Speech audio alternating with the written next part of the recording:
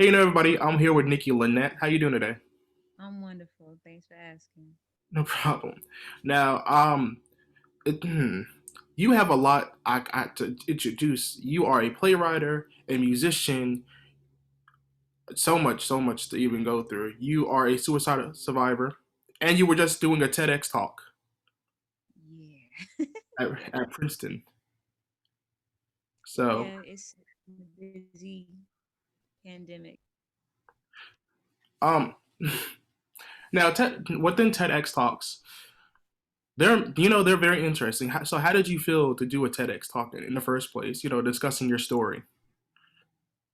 Um, it felt like unreal. Like it felt like it's any of us who consider ourselves to be an intellectual or any of us who have like a cause that we care about, like a lot of us want to do a TED talk because we want that platform to talk about this thing that we care about and dedicate so much of our life to. And I'm a dropout. I had to leave school because of money. Um, and so to be able to do a TED talk for Princeton with a bunch of really badass women, it feels unreal. It still ain't settled in yet. When they put it online, it'll probably yeah. When they finally put it online, like on the TED YouTube, I think it'll finally hit me.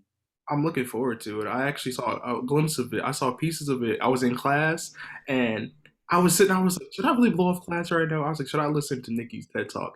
And I had you on there and I was like, oh, we're in the clear. Class didn't start yet. Then my professor started to talk and I was like, oh. Aw. I'm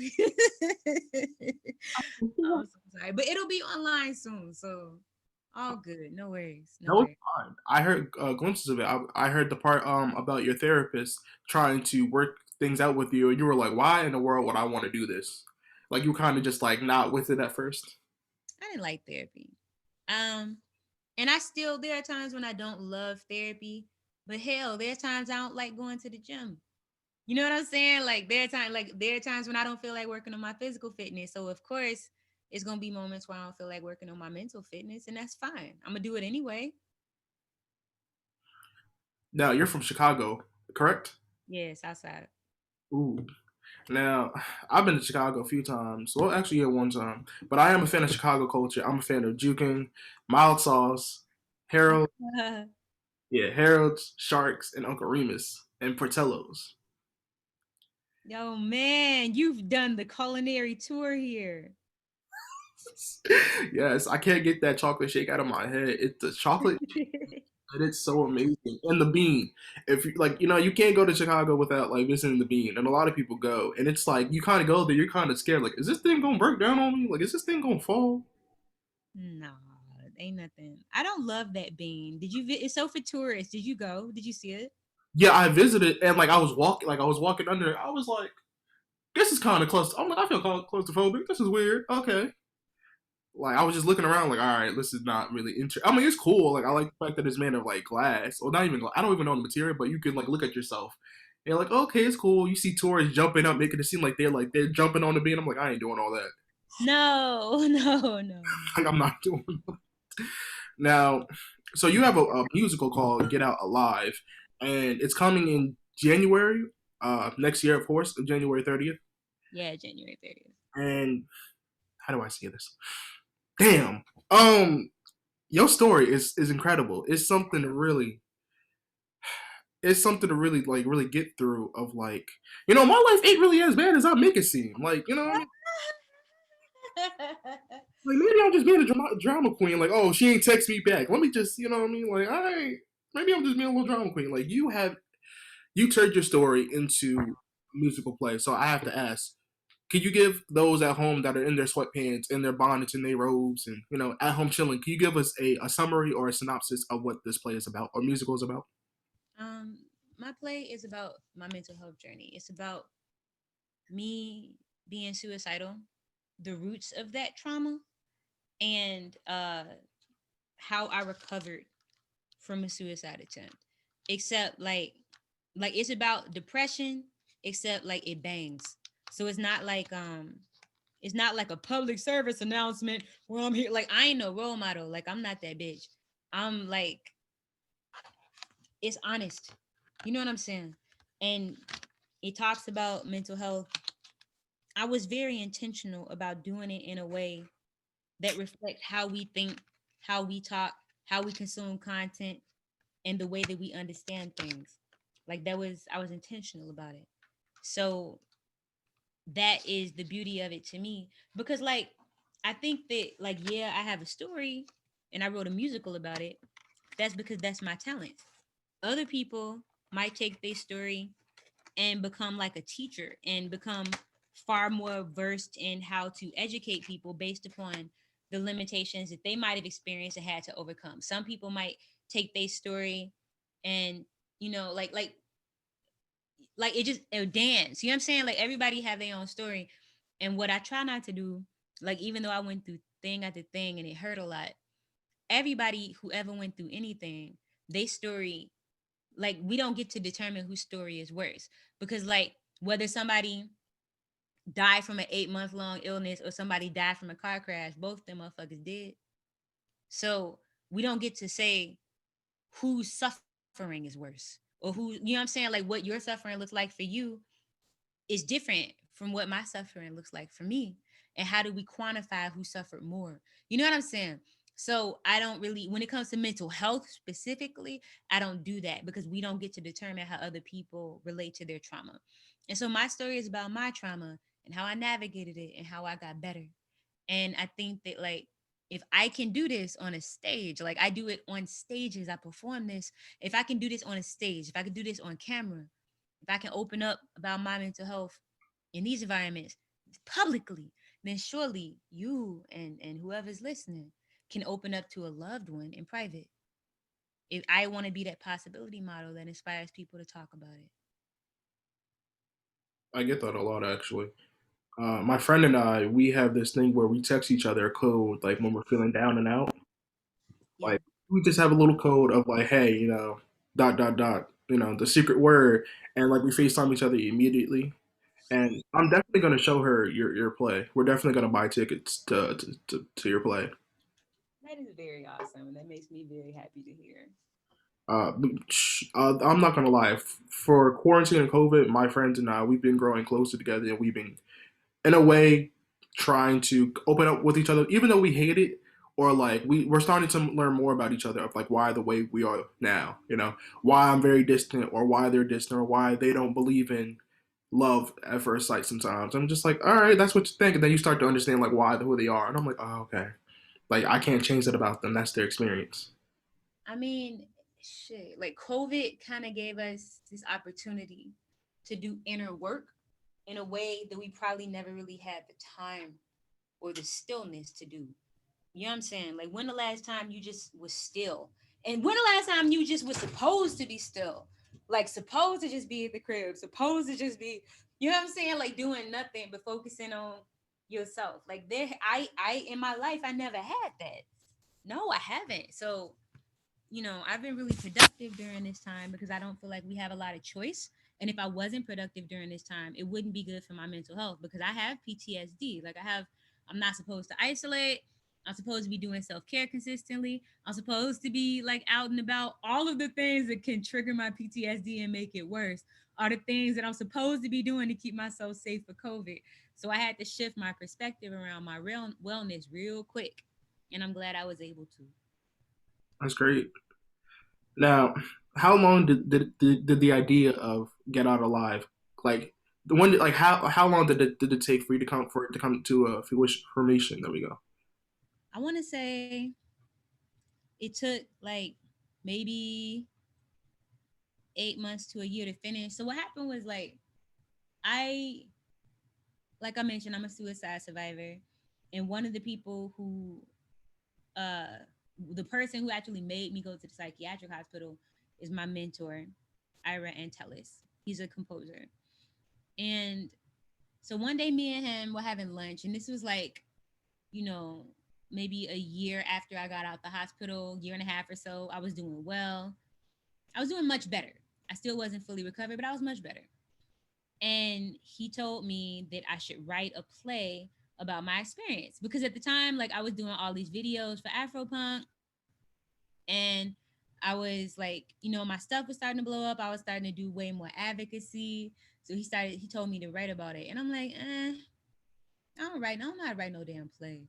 But he's like, you should, I think he just wanted to get me creating so that I would stay good. So I would stay solid. And so he told me just write a little bit every day, and by this time it should be finished. And I tried that, but it wasn't going like that because like plays, when you think about a play, like when I tell people that I'm doing a play, they're like, well, I'm not really the type to watch a musical, but and to be honest, I'm not either. I don't really tend to always like quote unquote highbrow entertainment. And theater is high art. Part of the reason that theater is high art is because it takes a lot to do.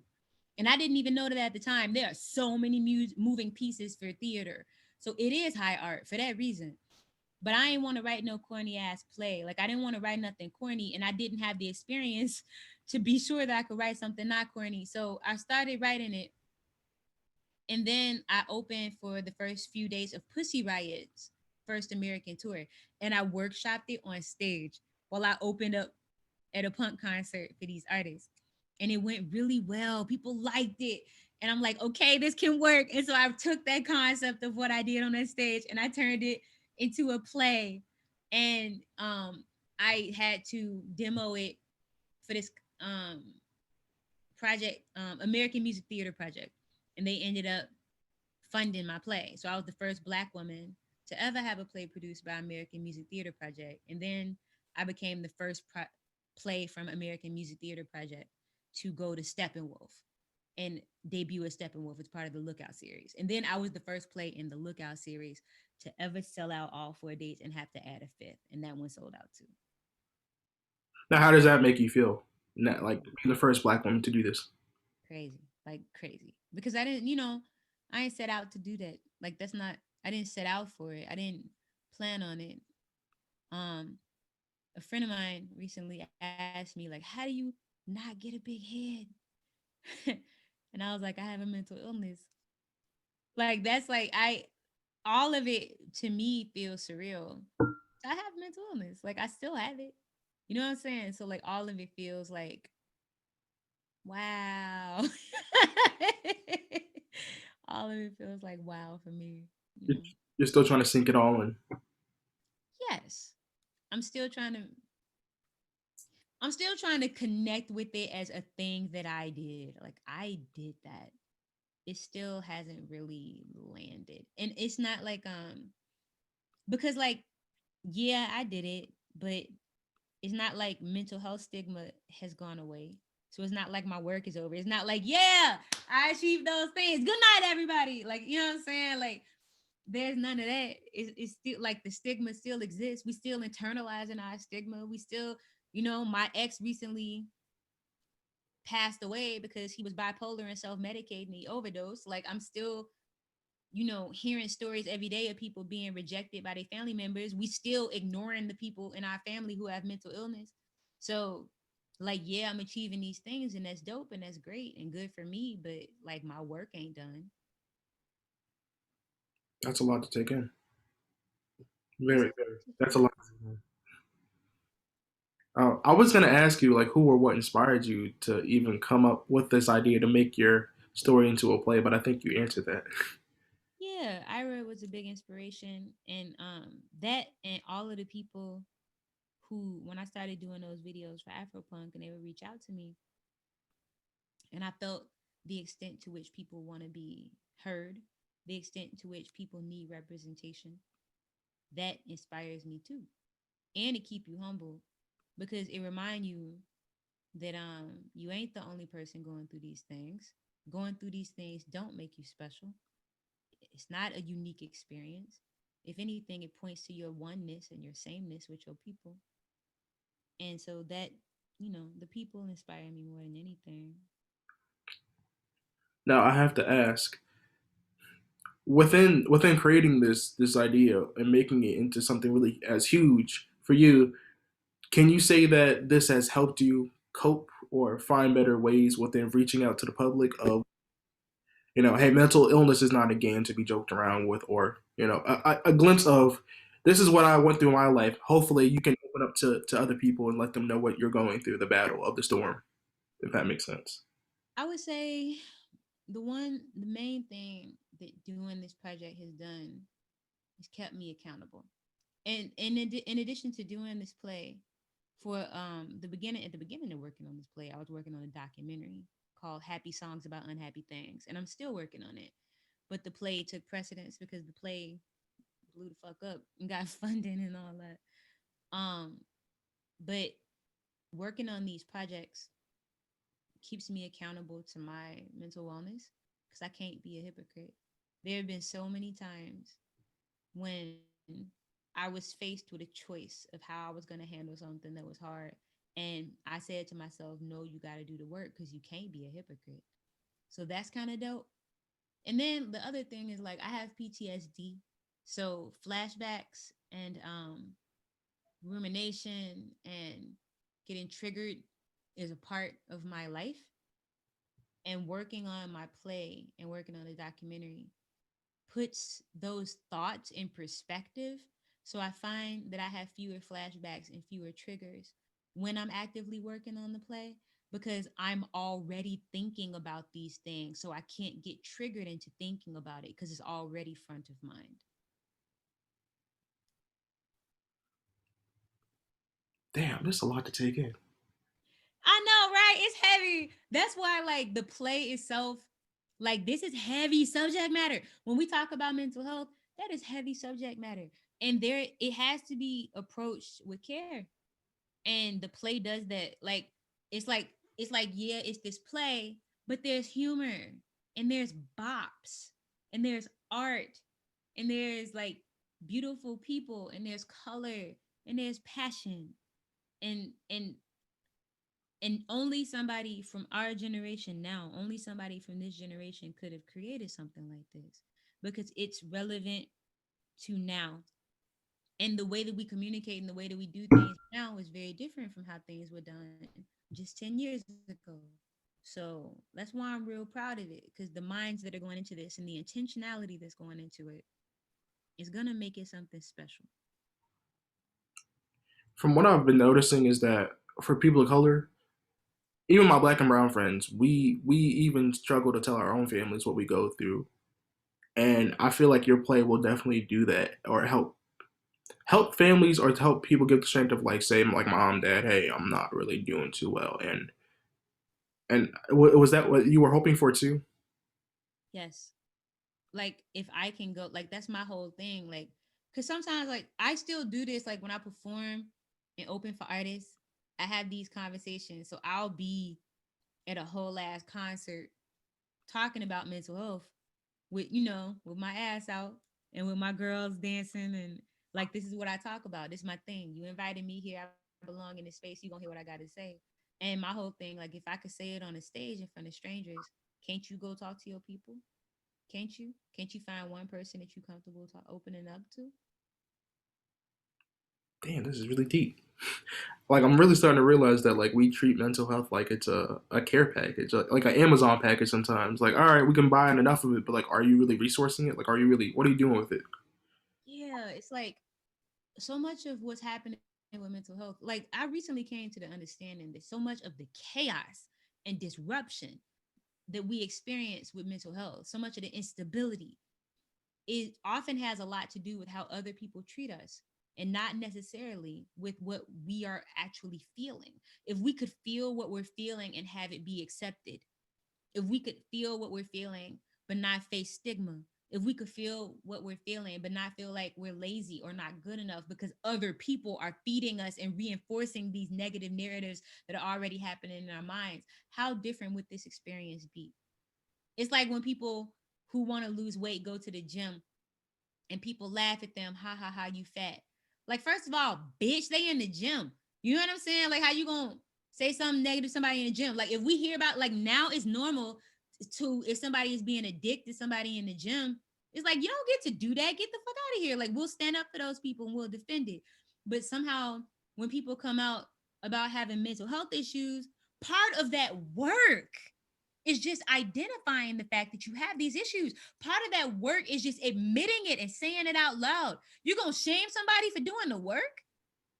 And then we internalize that stigma. Like, that's what my TED Talk is about. And like, a big part of my TED Talk is about internalized stigma, where we just take like, oh my God, mental health issues is such a bad thing. I'm going to judge myself. Uh-uh. No, no, no. We're going to love ourselves better than that. We're going to push back against that. That's dead. Like, our ancestors didn't fight and grow and build infrastructure for us in this country for us to get this far and not be able to respect our own damn feelings. No way. Mm-mm. No. It's the deepest interview I think I ever had. I'm definitely gonna call my friend after this and check up on her now. I'm definitely um damn. Now you're if I correct me if I'm wrong, but you're vegan. Yeah. Yeah. So I see a lot of black people going vegan now, and they're trying to get other people to realize that like this is something that should be a good idea because we have so many underlying diseases that we don't know about in our community, and you know we can't always step away from the cornbread and the fried chicken and the catfish and like everything fried foods, and it's just like it's hard to step away from that. So how do you think a person should like how did you go about it like being vegan? It's different for me because I went vegetarian cold turkey when I was a kid, and then veganism followed soon after. So I've been vegan for like 20 years. Um, I would say a lot of times with vegans, they well meaning because like you gotta think about it, like from the perspective of a vegan talking to you about veganism. A lot of people, there are some people that are into veganism just because of health reasons. And then there are people that are into veganism because of the animals.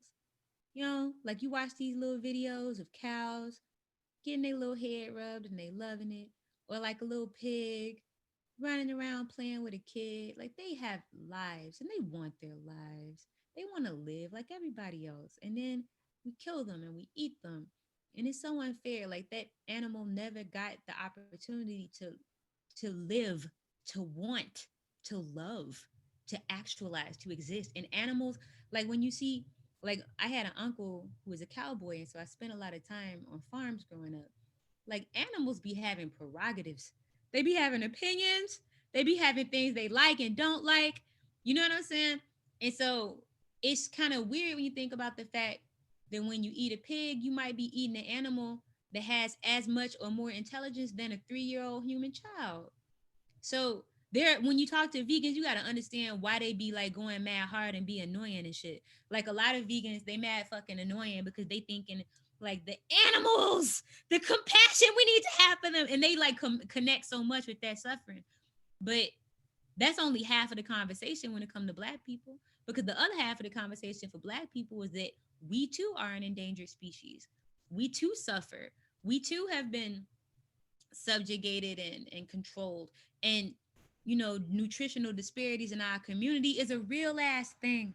You know what I'm saying? So a lot of times the vegan people miss the whole part of the fact that a lot of black people going plant-based is for our health. It's us reclaiming our nutrition narrative. It's us, like self-actualization and self-determination through our diet in a way that we never was able to do before. So I think what a lot of vegans miss where they miss the mark is not being culturally sensitive. Because and so what I try to say to a lot of vegans, because they be getting on my nerves, I be thinking I'm mad corny. What I try to say to a lot of vegans is, look, if a person starts eating more plant-based meals, they're lowering their carbon emissions, they're lowering their carbon footprint. They are, you know, sticking it to the meat industry, and they're normalizing more plant-based meals just through their actions. So we have to like let people take them baby steps. What I always tell people is, if you ain't ready to fully go vegan, that ain't my place to tell you what to do. But incorporate more plant-based meals. Start fooling around with like plant-based meat. See if you like it. If you don't like plant-based meat, that's cool. Find vegetables that you really like. What if you just start having one plant-based meal a day? What if you start having one plant-based day out of the week? What if you start doing these plant-based meals and you realize you like the way you look and you like the way you feel, you're gonna make that decision for yourself, ain't you? So I've been able to turn a lot of people onto veganism and vegetarianism just by operating from that place of understanding. And so I just encourage people to take them baby steps and not, like feel that pressure to just, I gotta be super vegan right now. That is not your job. One of my friends said the other day, she said that oh, she was like, she noticed that her father, or like, she's like, she noticed that Latinos don't eat like greens in their family most of the time. Like they never have a green sometimes. And I was like, huh? And it messed me all up because I'm looking at my dad sometimes, and I'd be like, "Hey, Dad, you want some salad?" He'd be like, "I don't know." I'm like, "Man, what?" Like the other day, like we was talking about my mom. We was making dinner, and I'm making sides. He was like, "What you making broccoli for?" He was like, "What's this?" I'm like, "They sides." He was like, "Oh." He goes, "I forgot. We do need a side." I'm like, "This." Oh My mom on the couch like, my mom on the couch like, "Yo, we've been married for that long. I forgot. He don't really like to eat vegetables like that." She's like, "Most of them don't." And I'm like, "What?" Yeah, vegetables are important. I mean, they are, and like black and brown like families, you just be like, damn, we eat a lot of fried food, like, and it's so good, like it's so good to eat mango, and you be like, the hell, why I feel so like groggy in the morning, like why I feel so out. Right. But you know what though? Roasted food is also the shit. Roasted food. Ooh, if you got real good seasonings, I love steamed food because I really enjoy the clean flavors. Like, or you could like steam your food and make a bomb ass sauce. Like stuff don't gotta be fried like to be delicious. Cause like I'm a thick vegan. I eat my food. Like I ain't, you know what I'm saying? Like I ain't no skinny chick or nothing. I eat and I cook. And when you cook your food, when you kind of develop that relationship with your food and make it a little bit easier to eat healthy. I love me some collard greens, but I'm not frying collard greens. I'm not. No, exactly. Now I actually tried that when I was at my old university before I transferred to my current one. I was doing plant based sometimes. Like I was eating like the impossible, like what was it? Cordoba. Cordoba had like the impossible meat, and it was really good. It just takes a minute for you to really be like yo, like this don't taste like meat, but it tastes like meat. Like Yeah. I guess so. Like I like it, and like my friends are like, "How can you eat that?" I'm like, "I don't know. I just try anything. Like it's really not that bad." And I noticed that like when we eat plant based food sometimes, or even vegetables more, our mood changes. Like we get like more energy. Like we feel happy sometimes. Like we feel like, all right, I'll have the energy to do something. And I feel like I'm starting to notice that within Black people and Brown people, we gotta like start more incorporating more veggies because it can really brighten up our mood. It really can. There are so many things. And then people don't realize too, and I talk about this all the time. Depression, anxiety, all of that shit is chemical. And your brain is impacted by the chemicals you consume. And people don't really think about that. Like depression is from low dopamine and low serotonin. Anxiety is from low dopamine, but when you have that fight or flight like panic response, that's because you have really high noradrenaline and adrenaline. Like if you but the way that you eat can impact your oxytocin levels. The way that you eat can impact your dopamine levels, can impact your serotonin levels. Not that it's like a quick fix or nothing. Not like, oh, I'm gonna go eat me a salad and now I'm happy and I ain't got no depression. That ain't how it works. But like it's one of those little baby steps, like drinking water, like reading self-help books, like doing self-care. It's one of those baby steps that can actually lead to an impact on your mental wellness. One thing I noticed for college kids, the like we carry on a lot. So like the first thing we do sometimes is like we go to like get like Chick-fil-A, or we go to get something like greasy and fried or sometimes, or we think like a salad's gonna help us. And like I've noticed that with my friends, like we could have food and like our mood just isn't the greatest sometimes when we have these fried foods. Especially with freshman 15. Oh my gosh. I hated going to the cafeteria sometimes, and we all look at each other like, "You going to get dessert afterwards?" Like, you know, I'm going to get dessert afterwards. You know them bomb ass cookies.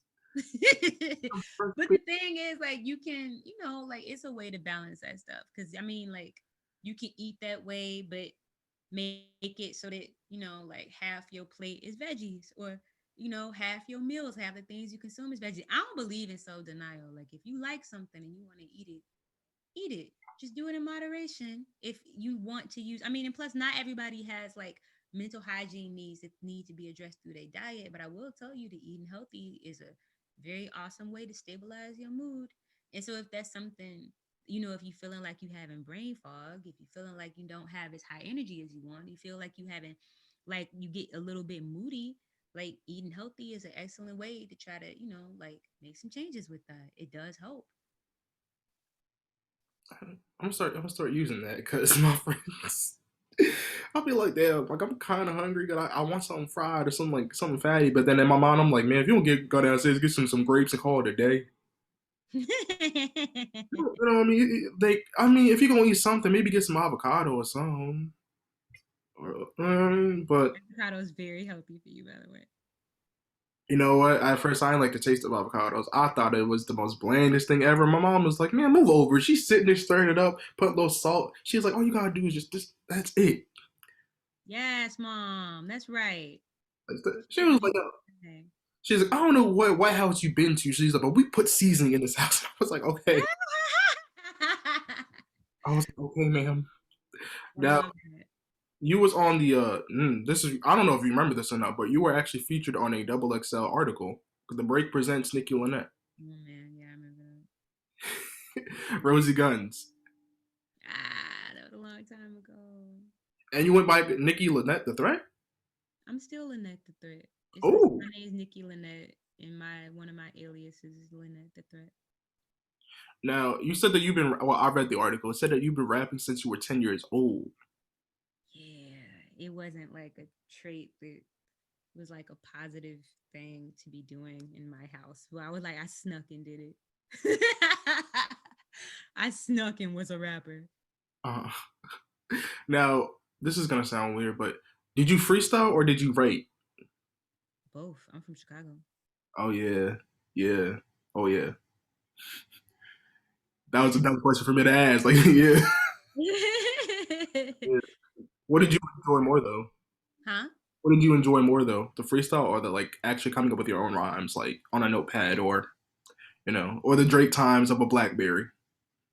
I mean, they both two different things because like freestyling is like sport and writing is like art. So I like freestyling because it gave me confidence. It was like the fact that I was a girl and I could make dudes so mad that they would want to try to hit me. You know what I'm saying? Like I was a tomboy and I was in a crew of a whole bunch of dudes, so wasn't no dudes finna get away with doing shit to me. And I could spit. So I like that. As I grew, though, I'm a songwriter. Like I sing too. So being able to find a world in which I was singing and rapping together was something that I loved a lot. And so, yeah, I still freestyle for fun. I freestyle with my family. I make my nephews freestyle and my brother freestyles. Like I brought freestyling, hip hop freestyling to my family. What kind of music were you listening to before that though? Like before like rap. I mean, I've always listened to hip hop because my sister, I have a big sister, and I listened to what she listened to. So like she would leave behind music by, when she would go to college, she leave behind music by Nas and music by Tupac, and that was my first hip hop. So my first hip hop was like lyricists, and so I would write, like little raps, trying to have bars when I was 10. You know what I'm saying? But what happened to me was I got a best friend in high school who was alternative. And at first, like, I didn't want to listen to alternative music because my mom like listened to some of everything. She listened to like Michael Bolton, Bruce Springsteen, in addition to like Motown, Luther Vandross. So I always had like that wide musical vocabulary, right? But then like I became friends with this girl who was an alternative black chick. And she turned me alternative too. Cause all it took was her to play Tori Amos Guy one time. Tell me you're crazy, maybe they'll understand. I'm like, oh God, sometimes you just don't come through. Do you need a woman to look after you? I'm like, ah, and so that did it. But then, like I was all like, so like Tori Amos, Fiona Apple, They got me into it. But Portishead, look, ruined my life because Portishead was trip hop, right? And you can sing it, but you can also rap to it. That was it. I was alternative black girl. I couldn't go back. Like that did it. And so that kind of ruined me because like when I wanted to become an independent artist, it was like, you're not black enough. You're not, you know what I'm saying? Like it was a lot of like pushback. And I had to start making my own beats because nobody was giving me the stuff that was in the middle of the road. Like now we have a lot of artists who are alternative hip hop, but at that time, like when I was coming up, there wasn't really a thing. So I made a career for myself by producing my own music, licensing it to TV and film, and then doing organizing my own performances and doing shit for myself. We love to see it. We love to see it. Thank you. You say alternative now. What do you think about alternative today? Like, there's so many alternative like black and brown like bands now. I love that shit. I love it because it's not really to other alternative artists. It's kind of dumb because like rock music came from black and brown people. So really black people and then black and brown people and then everybody else. You know what I'm saying? Like it came from us.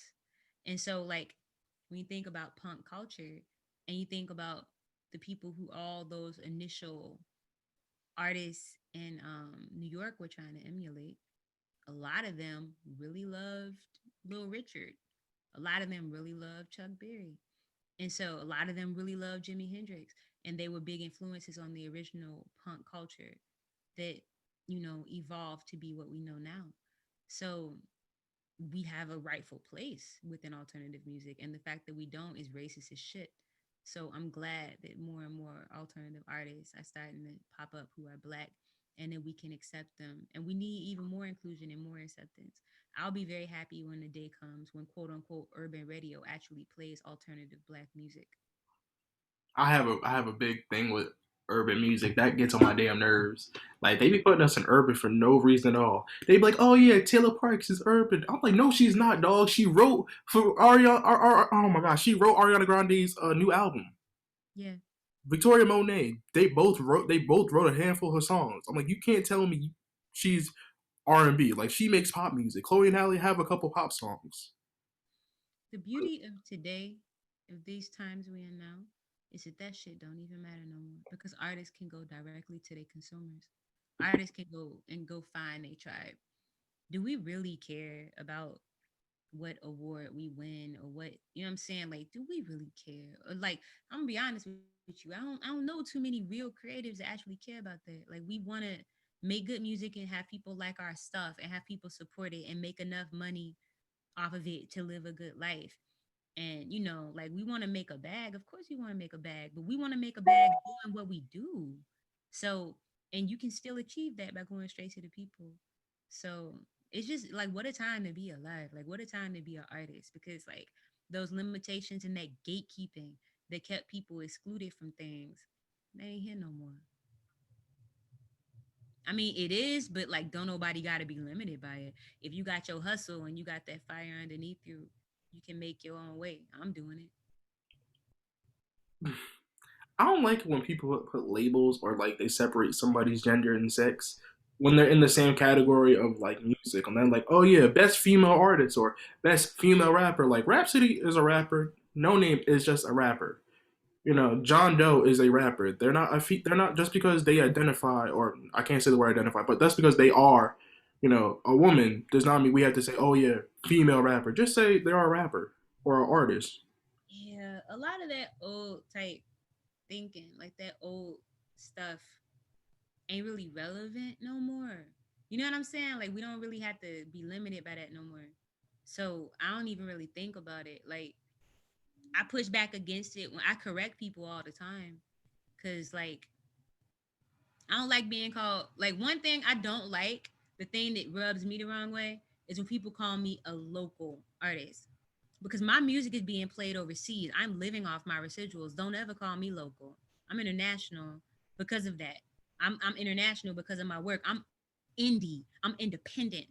Just because I'm not signed to a label, don't mean that I don't have the same respectability as somebody that is. When I'm sitting up here doing all my business and my administration myself, I'm independent. Don't ever get it twisted. Local, no. And I think that distinction needs to be made so that we can have respect for independent artists the way that we should. And ain't nothing wrong with being local if your goal is just like there. I know local artists here who make a good living playing at different events throughout the city, organizing their own events regionally, developing a fan base, and doing those events. Those people have monetized being a local artist, and that's dope. I worked my ass off to have fans in other countries, to have music played in other countries. My stuff is on Netflix and Hulu and Showtime and MTV. My stuff is no longer local. So I'm independent and I like that distinction to be made because I'm proud of being independent. Everything that I do as an independent artist is something I worked real hard to do. So I like that distinction to be made. That's why I kind of listen to more Chicago artists. Like in my playlist, you gonna hear a lot of Saba, John Doe, Femdot, a lot of No Name, Kaina. Ooh, not really Vic Mensa. Not really, cause I don't know if he still makes music anymore. He does. He does. Okay, I haven't heard from him. Like no disrespect, I just like I said, Pivot Gang. I love Saba and Pivot Gang, and I love No Name because she just says whatever she wants, and people are like, no, she can't say that. She's no. I'm like, shut up, man. Just shut up. No Name is just incredible. Yeah, we have a lot of talented people here. I'm glad that we finally getting our recognition. Do y'all? This oh man, do y'all? Because the amount of artists I can name on my phone right now, half of them from Chicago. That is very awesome. Half of them, I'm just be like, I'm just sitting in my mom like, who you listen to now? And I'm like, Alex Wiley. Who you listen to now? Mick Jenkins. That is very, very awesome. Um, this is gonna sound weird, but do you remember the first rhyme you've ever written? No. Oh no. No. But I remember one of the first ones that ever popped for me. It was this song called Black Plague. And it was this one particular line that everybody would quote. And it was, I'm brutal, but I'm beautiful. Push you back like a cuticle. Fuck your head up like you abusing pharmaceuticals. I only spit what's true to you. Don't make me make a fool of you. Set you out in Boys Town. Who knows what they might do to you? And that was the one. That was the first time I had people quote my lyrics back to me. And when I tell you I was feeling myself, Yo, wait, hold on. You gonna have to go back again. Hold on, that was fire. This is when I miss Tigger. I miss Tigger, man. I miss Tigger in the basement. I'm only 23, but like, damn it, I wish we had something like that. that is hilarious. Dang, ain't nothing like that. That'll probably be a pretty fire YouTube page. I mean, I would love. I mean, they used to have that on YouTube when they used to have like rappers in the booth before they blew up, like JID in them, and like Mm. found it. And I don't know if they're still doing it or not, but that's how I found most of my favorite rappers when I was in high school. This is like, I guess, still backpack era. Oh God, I feel old. I'm only 23, but I feel so old. People already told me I look like I'm in my 30s, and I'm like, I just got a beard and it's quarantine. I look horrible. Duh. I don't know if that kind of stuff matters anymore. I definitely don't look my age. At this point, people on my TikTok, what do you mean you graduated in 2016? You look like you're 37. I'm like, nah, you gassing it. I know you lying. I hate when they say that to black people. When they say that we look older than we are, like we just got a beard. Some of us have a beard, or some of us just black don't crack. I don't know what to tell you. That's very true. So within your play, what is something you want your audience the most to catch after seeing it once it comes out? I just want to be a possibility model for people. That's it. Just to make it okay for people to talk about it, for people to know that no matter how really messed up things can be, it can get better. I think the what people are gonna do after they watch my play, I know is what they're gonna do because when they see it in person, they do it. They're gonna go and they're gonna look at my social media and see that I'm like a happy person that has a decent life and understand that no matter what they go through, they can be a happy person. that has a decent life, and that recovery, if they're not going, if things are tough, is possible. And also for people that don't have mental health issues but might know somebody that does, it might inspire them to be a little bit more sensitive because it did with people in my own family. So if I can help normalize that or just like make it better, then I want to. 3 words that you can describe Get Out Alive. Uh, Edgy, raw, and honest. That's good. You know, it is edgy. I'm not gonna lie. It's very edgy and very put out there, very out in the open. It's definitely not like a hey, come over here. We're gonna talk about this. It's more like a come on over. That's Let's. kind of the energy. Yeah, that's the energy I'm going for. Cause like again, like in our era, like at this time, there's a way that we communicate. There's a way that we receive information, and taking that approach, like, hey guys, today we're here to talk about mental health. Did you like nobody want to do that shit? Like that's mad corny. Like that shit don't work. You know what I'm saying? Like it don't work. If it worked on us, then everybody would be alright, and like everybody ain't. So that's I take a different approach. And I think like I speak the language of our generation because I'm part of it. So I'm out here. You know what I'm saying? And so I use that in the way that we create. And that's the artist's job, like to speak the the the language of their time, or the language of like they tribe. And that's what I do. Now you and Roger Ellis. Roger Ellis is the director of it. Yeah. How did you two meet? And yeah, how did you two meet? I met Roger because when American Music Theater Project offered to take on my play, I said that I want a director who is either a straight woman, a straight black woman, or a gay black male. And that would be the only way that I would do this.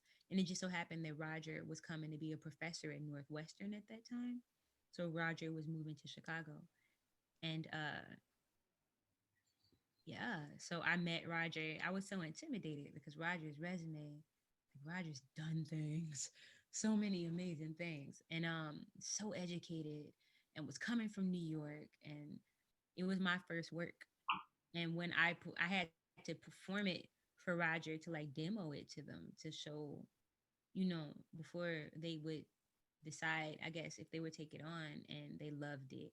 And so like now me and Roger are like legit friends. That's my baby. Like I call him Roger like with my personal business. Like that's my homie. So I got real lucky because Roger's just Roger the way Roger thinks. I don't know anybody that thinks like them at all. Would you ever do another project with Roger? Hell yeah. In a heartbeat. Roger and Brandon, our assistant, our one of our producers, our creative producer. Um, my play is the first project that Brandon has ever produced outside of American Music Theater Project. And so I love working with both of them. I just got off of a Zoom with them before I got on a call with you because we had to discuss stuff for the play. And all both those two, I will work with them on anything for the rest of my life because the amount of creativity, the amount of order, organization, patience, just what they bring to things that they touch is just unreal. I can never go back. Like, cause like a lot of times music industry stuff be janky as hell, and nothing with them is ever janky, and I love it because they keep me from ever being janky.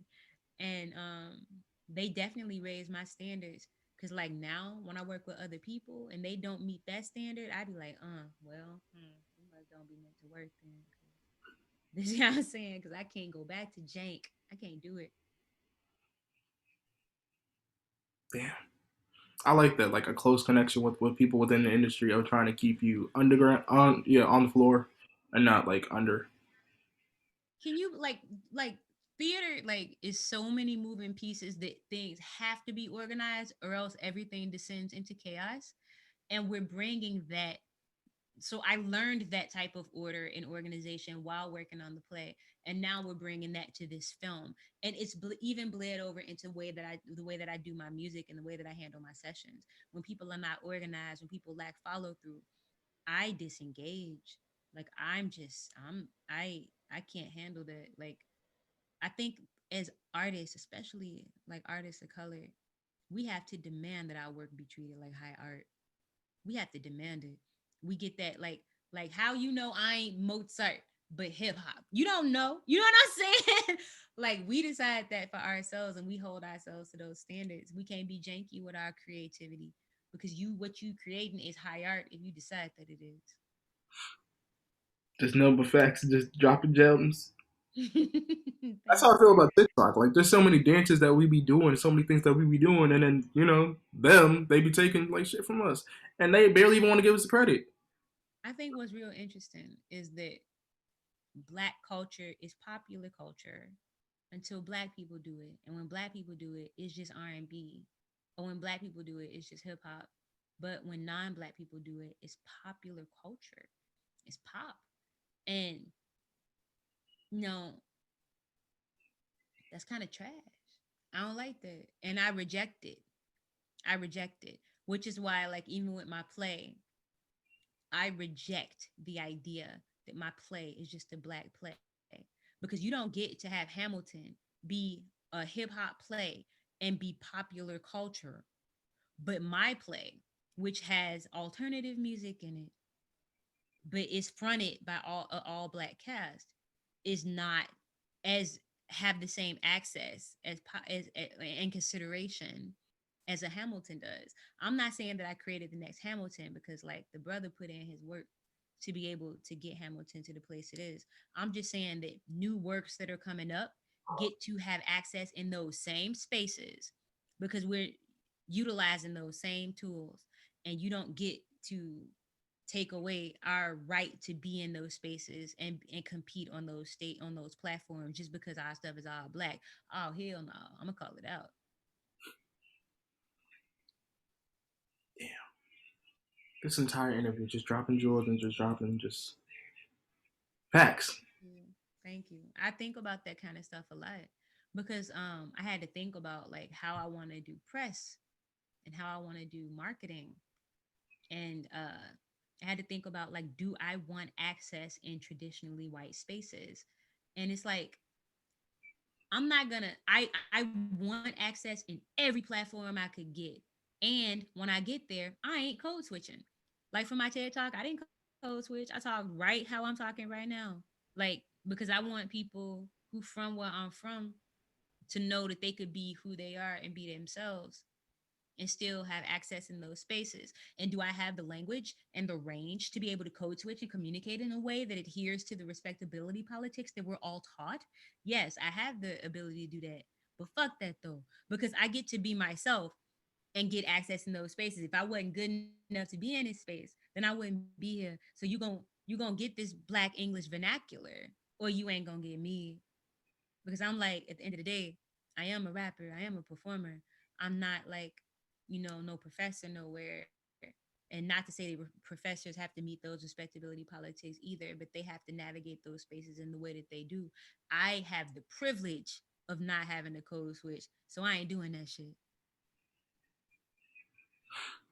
I love the conversation of code switch. I love it because Yeah. yeah, I've had a few professors like they talk down on like kids, like urban kids, and they look at me and I'm the only black kid in the class, and they're like, I just hate the way that urban kids just talk. Where you at? Prepositions, and they just looking at me. I'm like, sir, I'm from the suburbs. What the hell are you talking about? Like, what? What the fuck are you like? What are you talking about? And they're looking straight at me, and I'm like, so you just all think we all talk like that? The Wait, idea of vernacular being indicative of intelligence is like some extreme bullshit because one, there's more than one type of intelligence. Somebody might have physical intelligence more so than than than than the ability to put together sentences in a way, like just because a person's never been necessarily taught how to use the respectable form of English, which means they don't talk like a white person. There are white people that don't even talk like that. Like that is not indicative of intelligence. I just think like that's so racist as hell. It's racist as hell. Like I'm not doing that. I'm not rocking with that. If I don't speak like, I spent part of my upbringing in suburbs at schools. My mom, when she started making money, she moved me to a school in the suburbs. So I went from Inglewood to this environment. And like, so what? Because I talk like the people from that environment, I'm better than talking like the people from Inglewood, where like we lived in Inglewood at a time when my family was going through a lot. Was able to go outside with my cousins and play. Like that space and being able to do that gave me a lot of comfort. I'm not gonna take anything from that experience and see it as something negative just because I was in the hood. Like, so of course the way that we spoke in that environment cannot possibly just inherently be more negative than when I lived in this suburban environment and felt completely like an outcast. Hell no, man, I ain't doing that. Like, I don't have to. I did a TED talk talking how I talk, period. I can't go for that. No can do. Like, oh man, we could talk about code switching all day, but I feel like, you know what I mean, black people penalized just for the way we speak. And like this, it shouldn't be like that. I work for a writing center, and the professor was trying to break it down to me, a black person, talking about, we shouldn't go heavy on them when they, what some of the, when speaking in African American vernacular English. I'm like, what the hell are you talking about? He was like, words that that aren't really recognized. I'm like, man, give me any bugs. He's like, shh, hey, you can't say that. That's so you can't. That's ooh. I'm like, I know you're not trying to teach me, but I'm like, all right, Winston, all right. I feel like, see, my issue isn't with speaking quote unquote proper English. Like, if that is a way a person wants to speak, then people get to speak the way that they want to speak. People get to communicate in the way that is most comfortable to them. You see what I'm saying? One should just not be the metric by which we determine whether or not a person is worthy or good or intelligent. That's my only hang up with it. Like when it becomes like, oh, well, if you speak this way, then you're less intelligent. That's why I have a problem with it. Because I know, like, my best friend, she naturally is what is considered proper. That's how she talks. It takes some real extreme circumstances for her to like go back to her South Side roots. You know what I'm saying? And be like, oh hell no. You know what I'm saying? It comes up every once in a while. And she's from the hood. But she speaks the way she speaks. She speaks the way that is comfortable for her. And that's the thing. Like, people should not feel forced to. One of the things I hate the most, and it's painful for me to see, is when people, you could tell somebody is trying to speak in a way that is unnatural for them. I hate when I see people try to emulate Black English vernacular and that ain't natural to them.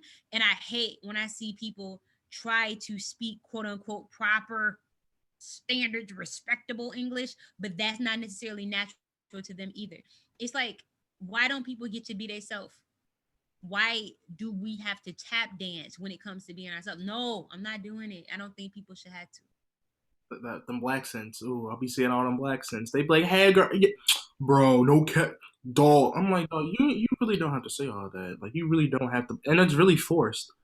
Like, they It's be trying to be fun. and you could tell the people that naturally just grew up talking like that versus people that are doing it because black culture is popular culture. Like, you could tell the people that just grew up talking that way, grew up with black friends, grew up in mixed environments, because those people exist. Not all white people speak in what we consider to be proper English vernacular. Like, some people grew up in mixed environments and they just talk how they talk and it's cool and it's not that serious. And when people force it, it's just mad corny. And I just be wishing that I was not like, I call people on that all the time. Like, why is you talking like that? Chill. Like, I don't like it. I used to live in Utah, and I called this girl out for this because she was referring to her boyfriend because she's in an interracial relationship. She, Mm, she was like, my man. mm. And because I'm with another podcast called For the Homeless Podcast where we sell T-shirts, we sell merchandise, and I'm like trying to get people to listen to the podcast and like, get some T-shirts from us. I'm like, hey, get you a T-shirt for you and your boyfriend. She was like, I don't know about that. Me and my man's, and I was like, all right, you got to chill with that. I'm like, that's not it. She's like, what do you mean? She was like, I was calling him my man. She's like, what's the problem? It's internet culture. I was like, Internet culture. all right, I'm gonna drag you. I was like, all right, I'm gonna drag you real quick. I'm gonna read you. I was like, it's not internet culture. It's African American vernacular English. I was like made by black people, popular for the internet, which y'all don't want to recognize. So y'all demonize us. Y'all call us ghetto when we say things like period, but when a city girl does it, it's y'all want to do it. It's cool because we got to be entertainment. Outside of it, y'all really be. I was like, y'all really be racist. Outside of it, y'all be hitting us with microaggressions, racism, and y'all be telling us some things like, oh yeah, you need to lower your voice when nobody's really talking loud, like nobody's being aggressive. Yeah, we don't really have to. We get to make a conscious effort. Like I know some people got to be like the people who just decide, hell no. I'm one of the hell no people. I want to help innovate in the space of hell no. I want to help lay the groundwork for fuck that. So that's where I'm at right now. I'm at an point where I'm just like, y'all can't, and then y'all be trying to fake advocate for people by putting up these black squares for like a couple months, and then y'all be putting on traumatizing ass TikToks, thinking it's gonna help us. Talking about this is such and such. He was beaten by the cops. I'm like, that's not helping us. That is not helping us at all. You're I think showcasing our trauma. I think that a lot of people are actually doing their best. I think a lot of people are actually doing their best. They doing the best they know how. And they need, if they just did a little bit more listening, they would probably find other ways that could be more effective. But I do believe the people are doing their best. There's no malice to it, but I'm just like, but they try to talk over you, and I'm just like, no, like I understand you're trying to help, you're trying to do the black squares, you're trying to showcase and advocate for us, and then y'all got to bring up the fact that your family's racist, and I'm just like, I don't want to hear all that. Just if you want to advocate, you want to act, you know what I mean, you want to help us out, cool. I don't want to hear about your racist family or the reason why you're black. You fight for it because you have a black boyfriend or you got a black significant. I don't want to hear that. Yeah, I don't really rock with all that. If you know what I mean, if you want to rock with us because you really want to rock with us, not because you trying to make your relationship work with your, black or brown partner, I'm just like, cut that out. Just cut it out. If you want to advocate, it's cool, cool, cool. You know what I mean? But other than that, I really do believe the people are doing their best, and that a lot of the people out here, a lot of the white folk out here talking about Black Lives Matter, and I think that they really believe it, and I think they really care because, like, we are in a time where we are more connected and attached to one another, and a lot of people have black and brown friends, and having black and brown friends should not be the thing that makes you decide that Black Lives Matter. But for some people, it never actually even occurred to them that Black lives didn't. You see what I'm saying? So for a lot of people, I think they believe these things that they saying. They just probably need to be informed on how to show up. And that's okay. You know what I'm saying? Like it's their responsibility to go figure out how to do it for sure. You know what I'm saying? And if they do ask and they do get advice, they need to actually listen. But I do think that what's happening these days is coming from a genuine place, and it makes me happy. you have some that are really out there, and then you have others that are just trying to just do it just to shut up. Like, all right, fine, I did it. What now? I'm just like, it is what it is. But my homie Quinn said something to me. She was like, they have 400 years to figure it out. It's not our job to educate them anymore. If they really willingly want to learn, cool. But y'all have 400 years, and I was like, all right, Quinn, you got this. She, you know what I mean? I Yeah, understand what she was saying. very real. Very real. I get that though. For like you had all them times. You could have really spoken to us. Now, I mean, it's understandable, but you know what I mean. Things happen for a reason, and I'm glad people really want to advocate for us, and they really want to stand by our side for a good cause. Yeah, absolutely. Now, my last question is: if you can make a playlist to describe what you've been feeling this entire quarantine, who would be on it, and what would you name it? Ooh. Um, who would be on it? Like probably like Tierra, Wag, YB, and Corday, Kendrick.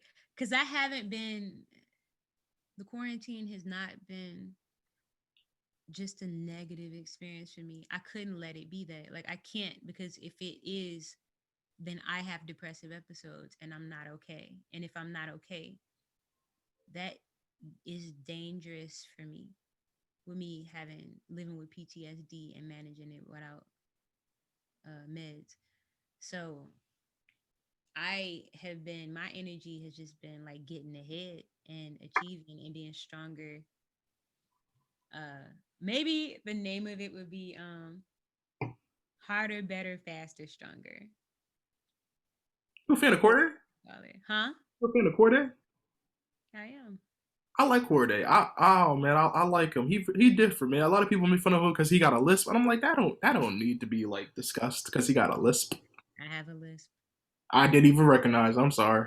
Well, I have trained. You really only really hear it if I'm like super tired, because I started watching Richard Pryor videos to help me become a better orator, because Richard Pryor is an excellent orator.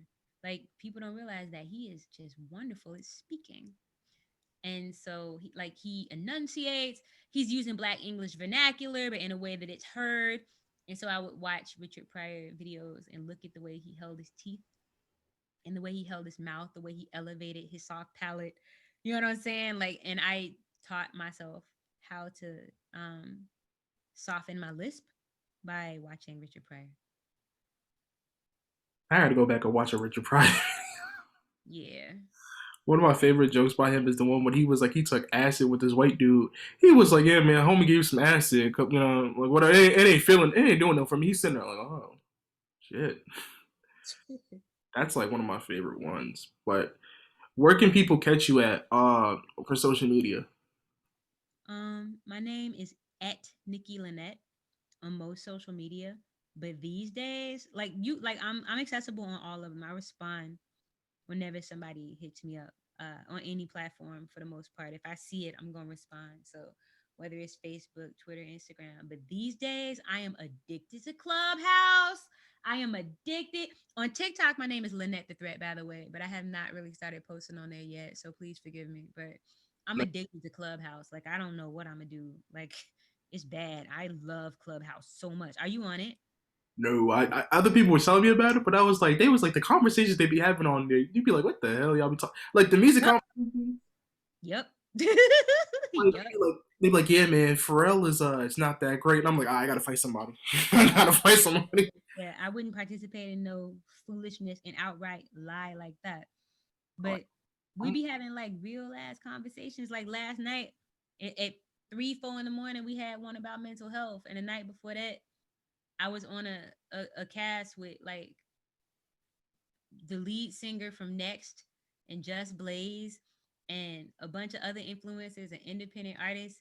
It was like 20 of us, and we was talking about everything from the Nate Robinson fight to shitting away from home to spirituality and the belief in the afterlife. Like, we was talking about some of everything for hours. Real conversations. Ah, there's nothing like it. Real, like something real on social media, something real. Come on, man. I love it. I love it so much. I'm saying I'll get on there, but the minute they start talking food, they talk about Chad and Pharrell. Ain't that great? I'm gonna be like, all right, we fighting. Nah, I would fight them too. But like, you can cuss them out and then just leave the room if you want to. Like, who gonna stop you? Like people was like Drake's on Clubhouse. Yo, he ain't say nothing on Clubhouse. I'm like, what? What is he gonna tell y'all? Lover Boy's coming out soon. What? Well, the thing is, like, the beauty of Clubhouse is you get to have real conversations. You don't have to be in the room where people are just promoting their stuff. You could just, like, right now, there's a room called 2020 Dating and Sex. People are wild, and let's discuss. Another one is called A Healthy Relationship with Your Body. Another one is called Dallas Restaurant, yelled at black women for twerking. Another one is called God is Good. We survived the market today. About, like, you know what I'm saying? Like, it's so many different rooms, like, with different subjects. You could be on there and only learn about investment if you want to. Only follow those rooms, only be a member of those rooms and learn about the stock market and investment. You know, a lot of independent artists on there only learning about stuff pertaining to that. Like, I personally value human interaction and connection. I think it's a stronger way to network, to have real conversations with people before you pivot to business. So that's what I do. It's people that I want to network with and I think are great people, but they get to know me as a real person before I can say, hey, I would like to engage in business with you. And that's how I do business. So that's what Clubhouse is great for. It's really fun and it's still in beta. I'm scared of what it's going to be like once it's fully out. But as of right now, I really enjoy it. I have very few complaints.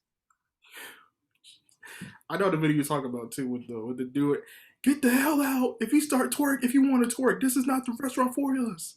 I made this restaurant for. I'm like, all right, you ain't out. That was really interesting. My friend was telling me about it before we hopped on the interview.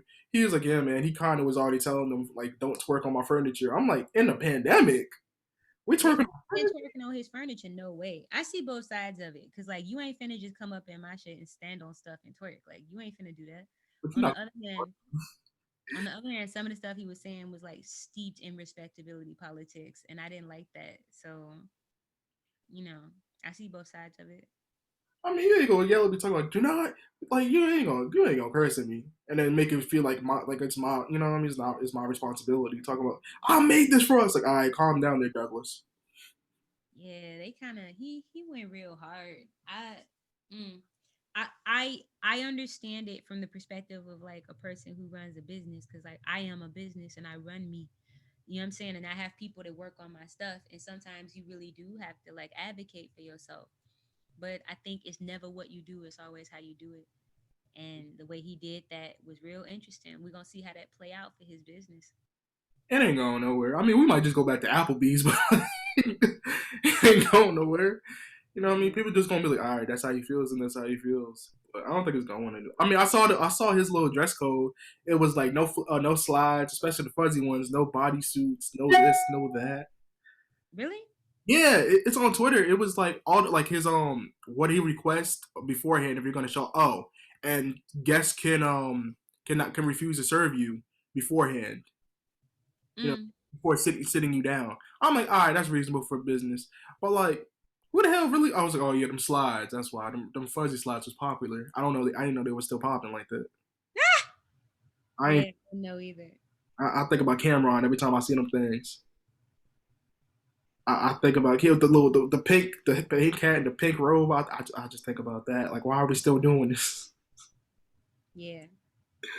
But thank you so much. And it's Get Out Alive is coming to a digital format in January 30th, 2021. Yeah. I'm so excited. I'm so ready. I'm, I'm happy for you and congratulations. And I'm looking forward to it. I'm actually gonna go buy some tickets right now once we finish the interview.